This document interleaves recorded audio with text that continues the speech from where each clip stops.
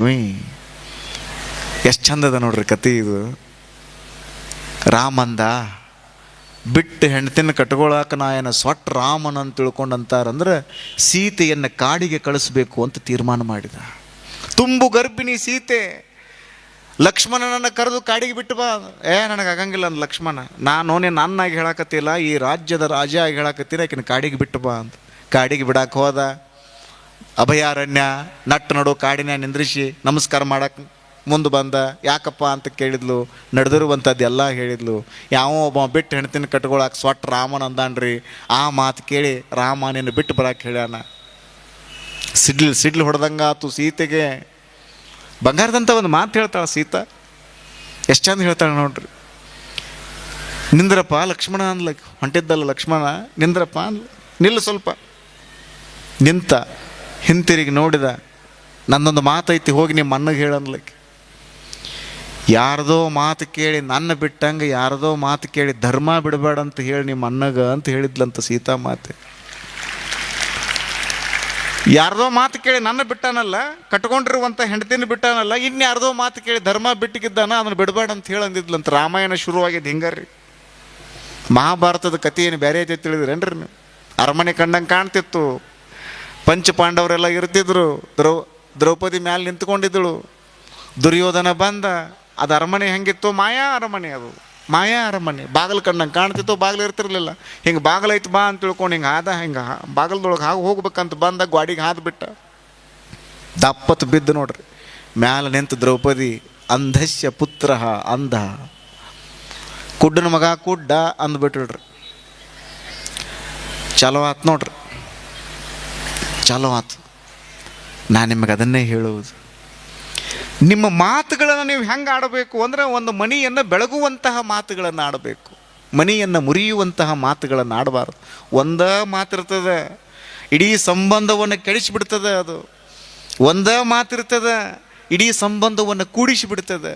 ಚನ್ನವೀರ ಕಣವಿಯವರಂತಾರ, ಮೃದು ವಚನ ಮೂಲೋಕ ಗೆಲ್ಲುವುದು ತಿಳಿಯ, ನಾವಾಡುವ ಮಾತು ಹೀಗಿರಲಿ ಗೆಳೆಯ. ಮೃದು ವಚನ ಮೂಲೋಕ ಗೆಲ್ಲುವುದು ತಿಳಿಯ, ಮೌನ ಮೊಗ್ಗೆಯ ಒಡೆದು ಮಾತರಳಿ ಬರಲಿ, ಮೃದು 3 ದಿನದ ಬಾಳು ಮಗಮಗಿಸುತ್ತಿರಲಿ. ಎಷ್ಟು ಚಂದ ಹೇಳ್ತಾರೆ ನೋಡ್ರಿ. ಒಳ್ಳೊಳ್ಳೆ ಮಾತುಗಳನ್ನು ಆಡುವುದು, ಕೆಟ್ಟ ಕೆಟ್ಟ ಮಾತುಗಳನ್ನು ಆಡಬಾರ್ದು. ಇಲ್ಲೆಲ್ಲ ಏನು ಸೇರಿರಲ್ಲ ನೀವೆಲ್ಲರೂ ಮನೆಗೆ ಹೋಗಿ ಪ್ರಾಕ್ಟಿಕಲ್ ಶುರು ಮಾಡೋದು. ಸುಳ್ಳು ಮಾತುಗಳನ್ನು ಆಡಬಾರ್ದು, ಕೆಟ್ಟ ಮಾತುಗಳನ್ನು ಆಡಬಾರ್ದು. ಒಳ್ಳೊಳ್ಳೆ ಮಾತುಗಳನ್ನು ಆಡುವುದಕ್ಕೆ ನೀವು ರೂಢಿ ಮಾಡ್ಕೊಂಡು ಬಿಡ್ರಿ. ನಿಮ್ಮ ಬದುಕು ಬಂಗಾರ ಆಗೇ ಆಗ್ತದೆ ಅನ್ನುವಂಥ ನಂಬಿಕೆಯೊಳಗೆ ನೀವೆಲ್ಲರೂ ಅಂಥದ್ದೊಂದು ಕೆಲಸ ಮಾಡ್ರಿ.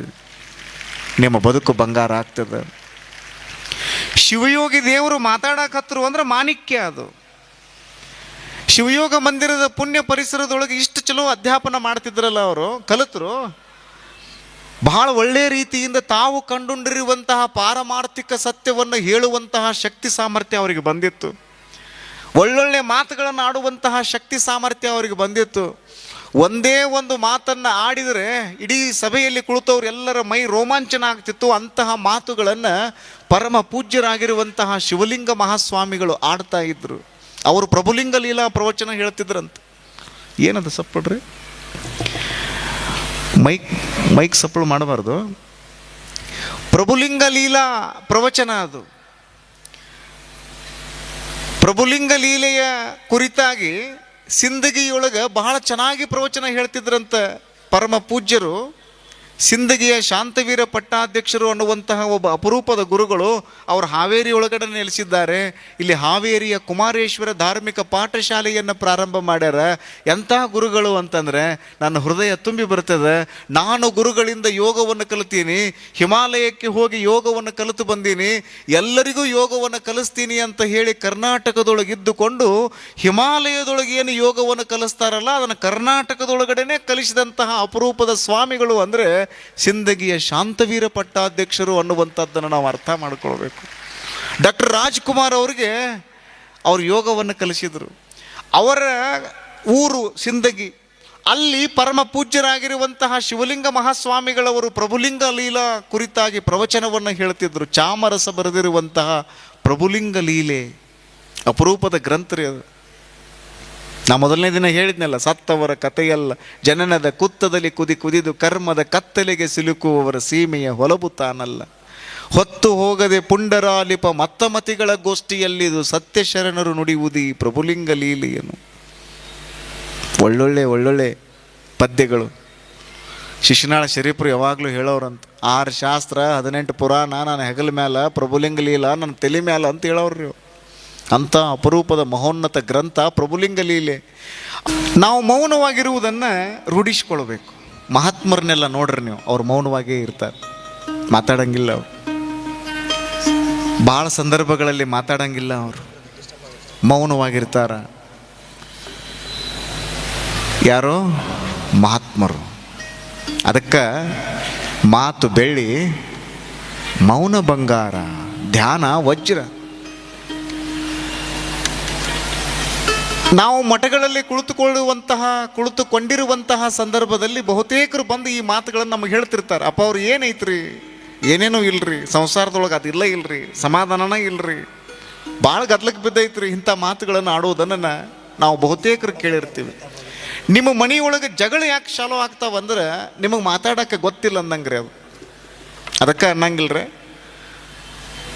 ಮಾತು ಅರಿತವ ಮಾಣಿಕ್ಯ ತಂದ, ಮಾತು ಅರಿಯದವ ಜಗಳ ತಂದ. ಯಾರು ಮಾತನ್ನು ಸರಿಯಾಗಿ ಅರ್ಥ ಮಾಡ್ಕೊಂಡಿರ್ತಾರಲ್ಲ ಅವರು ಮಾಣಿಕ್ಯವನ್ನು ತರ್ತಾರೆ. ಮಾತು ಆಡಕ್ಕೆ ಯಾರಿಗೆ ಬರಂಗಿಲ್ಲಲ್ಲ ಅವ್ರು ಜಗಳ ತೊಗೊಂಡು ಬರ್ತಾರೆ. ಏನಾರ ಮಾತಾಡಕ್ಕೆ ಹೋಗಿ ಏನಾರ ಮಾತಾಡೋದು. ಮತ್ತು ಮಾತಾಡೋ ಸಂದರ್ಭದೊಳಗೆ ನೀವು ಚಲೋ ತಂಗೆ ಮಾತಾಡಬೇಕು, ಚಲೋ ರೀತಿಯೊಳಗೆ ಮಾತಾಡಬೇಕು. ಯಪರ ತಪರ ಮಾತಾಡಿಬಿಟ್ರಂದ್ರೆ ಗದ್ಲಕ್ಕೆ ಬೀಳ್ತೈತಿ. ಸಾಲ್ಯಾಗ ಸರ್ ಬರ್ತಿದ್ರು, ಹಾವೇರಿಯಿಂದ ಹೈದರಾಬಾದಕ್ಕೆ ಹೋಗಾಕ 5 ತಾಸು ಬೇಕು. ಕರೆಕ್ಟ್ ರೀ ಸರ್ ಅಂದವ ಹುಡುಗ. ಹಂಗಿದ್ರೆ ನನ್ನ ವಯಸ್ಸೆಷ್ಟು ಅಂದ್ರೆ ಅವರು ಅಲ್ಲೇ ಇವನ ಅಂದವ. ಹುಡುಗ ಭಾಳ ಚೆನ್ನಾಗಿದ್ದೆ. ಹಾವೇರಿಯಿಂದ ಹೈದರಾಬಾದಕ್ಕೆ ಹೋಗಾಕ 5 ತಾಸು ಬೇಕು, ಅದು ಕರೆಕ್ಟ್ ಐತಿ. ಆ ಹಾವೇರಿಯಿಂದ ಹೈದರಾಬಾದಕ್ಕೆ ಹೋಗೋದಕ್ಕೂ ನಿಮ್ಮ ವಯಸ್ಸಿಗೂ ಏನು ಸಂಬಂಧ ಅದ? ಒಂದಕ್ಕೊಂದು ಮಾತಿಗೆ ಅರ್ತಿಲ್ಲ ಅನ್ನೋದು ಏನೂ ಇಲ್ಲ, ತಾಳಿಲ್ಲ, ತಂತಿಲ್ಲ. ಅದರೊಳಗೆ ಯಾವುದೇ ರೀತಿಯಾಗಿರುವಂತಹ ತರ್ಕ ಇಲ್ಲ. ಏನು ಕೇಳಿದ್ರೆ ಕೇಳಕತ್ತಾರಲ್ಲ ಸರ್ ಇವರು. ಮತ್ತು ಹೊಳಮಳ ಸರ್ ಅದನ್ನ ಕೇಳಿದ್ರು, ಹಾವೇರಿಯಿಂದ ಹೈದರಾಬಾದಕ್ಕೆ ಹೋಗಾಕ 5 ತಾಸು ಬೇಕು, ನನ್ನ ವಯಸ್ಸೆಷ್ಟು ಇದನ್ನ ಕೇಳಕತ್ರು. ಒಬ್ಬ ಹುಡುಗ ಎದ್ನಿ ತೇಳೇಬೇಟ, ಸರ್ ನಿಮ್ಮ ವಯಸ್ಸು ಬರೋಬ್ಬರು 42 ನೋಡ್ರಿ ಅಂದ. ಇಷ್ಟಂಗೆ ಕರೆಕ್ಟ್ ಹೇಳಿದೆವು ಅಂದ್ರೆ ಅವರು, ಏನಿಲ್ರಿ ನಮ್ಮ ಮನ್ಯಾಗ ನಮ್ಮ ಅಣ್ಣದಾನ್ರಿ, ಅವಂಗೆ 21 ವಯಸ್ಸು ರೀ. ಅಲ್ಲೋ ನಿಮ್ಮ ಅಣ್ಣಗೆ 21 ವಯಸ್ಸಾದ್ರೆ ಅದನ್ಯಾಕೆ ಹಿಂಗೆ ಹೇಳಕತ್ತಿ? ಏನಿಲ್ರಿ ಅವ ಅರಹುತ್ತದಾನ್ರಿ. 21 2 42 ರೀ, ನೀವು ಪೂರ ಹುಚ್ಚಿರಿ ಸರ್ ಅಂದ. ನೀವು ಮಾತನ್ನು ಆಡುವಂತಹ ಸಂದರ್ಭದಲ್ಲಿ ಒಂದು ತರ್ಕವನ್ನು ಇಟ್ಕೊಂಡು ಆಡಬೇಕಲ್ಲ. ಅದಕ್ಕೆ ಏನು ಹೇಳಿದರು? ಮಾತು ಬೆಳ್ಳಿ ಅಂತ ಹೇಳಿದರು, ಮೌನ ಬಂಗಾರ ಅಂತ ಹೇಳಿದರು. ಶಿವಯೋಗಿ ದೇವರು ಮಾತನಾಡಲು ಪ್ರಾರಂಭ ಮಾಡಿದರು ಅಂದರೆ ಮುತ್ತು ಉದಿರಿದಂಗೆ ಆಗ್ತಿತ್ತು. ಸರ್ವಜ್ಞ ಕವಿಗಳಂತಾರಲ್ಲ, ಮಾತೇ ಮಾಣಿಕ್ಯ. ಯಾವುದು ಮಾಣಿಕ್ಯ ಅಂದರೆ ಮಾತು. ಒಳ್ಳೆಯ ಮಾತುಗಳು ಏನದಾವಲ್ಲ ಅವು ಮಾಣಿಕ್ಯಕ್ಕೆ ಸಮಾನ. ಗದಗ ಜಿಲ್ಲೆಯ ಲಕ್ಕುಂಡಿ ಅನ್ನುವಂಥ ಒಂದು ಊರು. ಅಲ್ಲಿ ಅಜಗನ್ನ ಒಬ್ಬ ಶರಣ. ಅಜಗನ್ನನ ತಂಗಿ ಯಾರು? ಮುಕ್ತಾಯಕ್ಕ. ಎಷ್ಟು ಚೆನ್ನಾಗಿದೆ ನೋಡ್ರಿ ಕತೆ. ನೀವು ಭಾಳ ಲಕ್ಷ್ಯ ಕೊಟ್ಟು ಕೇಳಬೇಕು. ಅಜಗನ್ನ ಗುಪ್ತ ಶರಣ, ಗುಪ್ತ ಯೋಗವನ್ನು ಮಾಡ್ತಿದ್ದ, ಶಿವಯೋಗವನ್ನು ಮಾಡ್ತಿದ್ದ, ಯಾರಿಗೂ ಹೇಳ್ತಿರ್ಲಿಲ್ಲ. ಸಾಧನೆಯನ್ನು ಮಾಡಿ ಮಾಡಿ ಮಾಡಿ ಇಂಥ ಶಕ್ತಿಯನ್ನು ಪಡ್ಕೊಂಡಿದ್ದಲ್ಲ, ಅವ ಏನು ಮಾತಾಡ್ತಾನ ಎಲ್ಲವೂ ಅದ್ಭುತ ಅದ್ಭುತ. ಅಜಗನ್ನ ಒಂದು ಸಾರಿ ಅಕಾಲಿಕವಾಗಿ ಮರಣಕ್ಕೀಡಾಗ್ತಾನ. ತಂಗಿ ಮುಕ್ತಾಯಕ್ಕ ಅಣ್ಣನನ್ನು ನೋಡಬೇಕು ಅಂತ ಓಡೋಡಿ ಬರ್ತಾಳೆ. ಆ ಕತೆ ಹೇಳ್ಕೊಂತ ಕುಂತೀವಿ ಅಂದರೆ ಅದೇ ಒಂದು ಚರಿತ್ರೆ ಆಗ್ತದೆ. ಸುಮ್ಮನೆ ಸಂಕ್ಷಿಪ್ತವಾಗಿ ನಿಮಗೆ ಹೇಳ್ತೀನಿ, ಯಾರೋ ಒಬ್ರು ಅಮ್ಮವ್ರು ಕೇಳಿದ್ದಕ್ಕೆ ಹೇಳ್ತೀನಿ. ಅಜಗನ್ನ ತೀರ್ಕೊಂಡಿದ್ದಕ್ಕೆ ಮುಕ್ತಾಯಕ್ಕ ಓಡಿ ಬಂದಳಲ್ಲ, ನಮ್ಮ ಅಣ್ಣ ತೀರ್ಕೊಂಡ ಅಂತ ಓಡಿ ಬಂದ್ಲು. ಅಜಗನ್ನನ ಪಾರ್ಥಿವ ಶರೀರವನ್ನು ನೋಡಿ ಕರಳು ಕಿವುಚಿ ಬರುವಂಗೆ ಅಳಾಕತ್ತಳು. ಯಾರು? ಮುಕ್ತಾಯಕ್ಕ. ಹೆಸರೆಟ್ಟು ಚಂದದ ನೋಡ್ರಿ, ಮುಕ್ತಾಯಿ. ಆಕೆನೂ ಕೂಡ ಭಾರಿ ಶಾನೆ ಐತಳ್ರಿ ಮುಕ್ತಾಯಕ್ಕ. ಅನುಭವದ ಔನ್ನತ್ಯಕ್ಕೆ ಏರಿರುವಂತಹ ಅಪರೂಪದ ಜ್ಯೋತಿ ಅದು ಮುಕ್ತಾಯಕ್ಕ. ಯಾಕಂದ್ರೆ ಅನ್ನ ಆಕೆಗೆ ಎಲ್ಲವನ್ನ ಧಾರೆ ಎರೆದಿದ್ದ, ಶಿವಯೋಗವನ್ನು ಧಾರೆ ಎರೆದಿದ್ದ. ಆದರೆ ಈಗ ಕಣ್ಣು ಮುಚ್ಚಿಬಿಟ್ಟಾನ, ತೀರ್ಕೊಂಡಾನ. ಅಣ್ಣನ ಪಾರ್ಥಿವ ಶರೀರದ ಮುಂದೆ ಕುಳಿತುಕೊಂಡಿರುವಂತಹ ಮುಕ್ತಾಯಕ್ಕ ಕರುಳು ಕಿವುಚಿತಂಗ ಅಳ್ತಾಳ, ಕಣ್ಣೀರು ಕೋಡಿ ಹರಿಯಾಕತ್ತದ. ನನ್ನನ್ನು ಬಿಟ್ಟು ಹೋಗಿಬಿಟ್ಟಲ್ಲಪ್ಪ ಅಣ್ಣ. ಆಕೆಯ ಆ ಆರ್ತನಾದವನ್ನು ನೋಡಿರುವಂತಹ ಅನೇಕರು ಮಮ್ಮಲ ಮರಗುತ್ತಾ ಇದ್ರು. ಅದೇ ದಾರಿಯಿಂದ ಅಲ್ಲಮ ಪ್ರಭುದೇವರು ಬರ್ತಿದ್ರು. ಅಲ್ಲಮ ಪ್ರಭುದೇವರು ಅಂದ್ರೆ ನಿಮಗೆ ಗೊತ್ತಿರಲಿ, ಒಬ್ಬ ಅಪರೂಪದ ಯೋಗಿ ಅವರು. ಅಲ್ಲಮ ಪ್ರಭುದೇವರು ಹಿಂಗೆ ಹಾದು ಹೊರಟಿದ್ರಲ್ಲ ಲೋಕ ಸಂಚಾರಿಗಳಾಗಿ, ಈ ಸುದ್ದಿ ಗೊತ್ತಾಯ್ತು ಅವರಿಗೆ. ಅಜಗನ್ನ ಲಿಂಗೈಕ್ಯನಾಗ್ಯಾನ, ತಂಗಿ ಅಳಾಕತ್ತಾಳ, ಅಲ್ಲಿಗೆ ಹೋಗೇ ಬಿಡೋನು ಅಂತ ಬಂದ್ರಿ ಅವ್ರು. ಹಿಂಗೆ ನೋಡಿದ್ರು ಆ ದೃಶ್ಯವನ್ನ. ಅಣ್ಣನ ತಲೆಯನ್ನ ತನ್ನ ತೊಡೆಯ ಮೇಲೆ ಇಟ್ಟುಕೊಂಡು ಮುಕ್ತಾಯಕ್ಕ ಅಳಾಕತ್ತಾಳ. ಆ ದೃಶ್ಯವನ್ನು ನೋಡಿರುವಂತಹ ಅನಾದಿ ನಿರಂಜನ ಜಗದ್ಗುರುಗಳಾದ ಅಲ್ಲಮ ಪ್ರಭುದೇವರಂತಾರ, ಅಂಗೈಯೊಳಗೊಂದು ಅರಳ್ದ ತಲೆ ಹಿಡಿದು ಕಂಗಳ ಮುತ್ತ ಪವನಿಸುವಾಕೆ ನೀನಾರು ಹೇಳ. ಒಂದೆಂಬೆನೆ ಎರಡಾಗಿದೆ, ಎರಡೆಂಬೆನೆ ಒಂದಾಗಿದೆ. ಎಷ್ಟು ಚೆನ್ನಾಗಿ ವಚನ ಹೇಳ್ತಾರೆ ನೋಡ್ರಿ ಅವರು. ಅಂಗೈಯೊಳಗೊಂದು ಅರಳದ ತಲೆ ಹಿಡಿದು ಕಂಗಳ ಮುತ್ತ ಪವನಿಸುವಾಕೆ ನೀನಾರು. ಇದರ ಅರ್ಥ ಏನು? ಅಂಗೈಯಾಗ ಅರಳದ ತಲೆ ಹಿಡ್ಕೊಂಡು ಅಳಾಕತ್ತಿಯಲ್ಲ, ನೋಡಾಕ ಅಜಗನ್ನನ ತಲೆಯನ್ನ ತನ್ನ ಅಂಗೈಯೊಳಗೆ ಇಟ್ಕೊಂಡಿರುವಂಥದ್ದಂತ ನಿಮಗನ್ನಿಸ್ತದ. ಆದ್ರೆ ಅಲ್ಲಮ ಪ್ರಭುದೇವರು ಕೇಳ್ತಾರ, ಎಡಗೈಯಾಗ ಇಷ್ಟಲಿಂಗವನ್ನು ಹಿಡಿದುಕೊಂಡು ಯಾಕೆ ಅಳಾಕತ್ತೀಯವ್ವ ನೀನು? ಇಷ್ಟಲಿಂಗ ಇರುವಾಗ ಯಾಕೆ ಅಳತಿ ನೀನು? ಆವಾಗ ಮುಕ್ತಾಯಕ್ಕಂದಳು, ನಿಮಗೆ ಕಾಣಂಗಿಲ್ಲನ್ರಿ ಅಪ್ಪಗಳ, ನನ್ನ ಅನ್ನ ತೀರ್ಕೊಂಡಾನ, ಲಿಂಗೈಕ್ಯನಾಗ್ಯಾನ, ಅದಕ್ಕೆ ನನಗೆ ದುಃಖ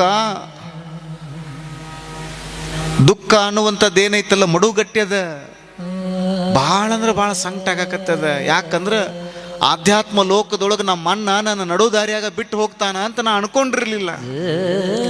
ಅವ ಸತ್ತಾನಂತ ಯಾಕೆ ತಿಳ್ಕೊತೀವ ಅಂದ್ರು ಅಲ್ಲಮ ಪ್ರಭುದೇವರು. ಅವ ತೀರ್ಕೊಂಡಾನಂತ ಯಾಕೆ ಅನ್ಕೋತೀವಿ ನೀನು? ಅವ ಅದಾನ. ಭೌತಿಕ ಶರೀರ ಅನ್ನುವಂಥದ್ದು ಹೋಗ್ಯದ, ಆದ್ರೆ ಅವನ ಆತ್ಮ ಚೈತನ್ಯ ಅನ್ನುವಂಥದ್ದೇನೈತಲ್ಲ ಅದು ಯಾವಾಗ್ಲೂ ಇರ್ತದ ಅಂತ ಅಲ್ಲಮ ಪ್ರಭುದೇವರು ಹೇಳಿದರು.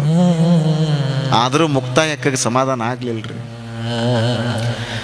ನೀವು ಇಷ್ಟ ತಿಳ್ಕೊಳ್ಳೋದು, ಶಿವಲಿಂಗ ಮಹಾಸ್ವಾಮಿಗಳವರು ಪಂಚಮಹಾಭೂತಗಳಲ್ಲಿ ಲೀನ ಆಗಿ 17 ವರ್ಷ ಆಯಿತು.